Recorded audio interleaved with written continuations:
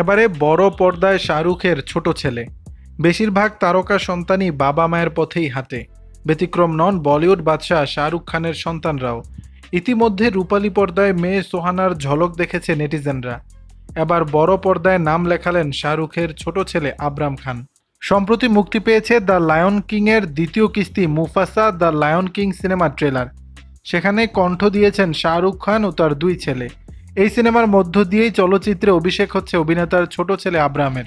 জানা গেছে সিনেমায় মুফাসার চরিত্রে শাহরুখ খান, শিশু মুফাসার চরিত্রে আব্রাহাম খান আর সিম্বা চরিত্রে কণ্ঠ দিয়েছেন আরিয়ান খান। এর আগে 2019 সালে মুক্তি পাওয়া দ্য লায়ন কিং সিনেমায় কণ্ঠ দিয়েছিলেন শাহরুখ খান ও তার বড় ছেলে আরিয়ান। প্রায় 5 বছর পর আসছে সিনেমার দ্বিতীয় পর্ব মুফাসা দ্য লায়ন কিং। সেখানে আরিয়ান শাহরুখের সঙ্গে বিশেষ আকর্ষণ হিসাবে থাকছে আব্রাম। দুই ছেলে ও বাবার স্বরে সিংহের গল্পটি দেখার অপেক্ষায় কিং খানের অনুরাগীরা। সিনেমাটি নির্মাণ করেছেন অস্কারজয়ী পরিচালক ব্যারি জেনকিন্স।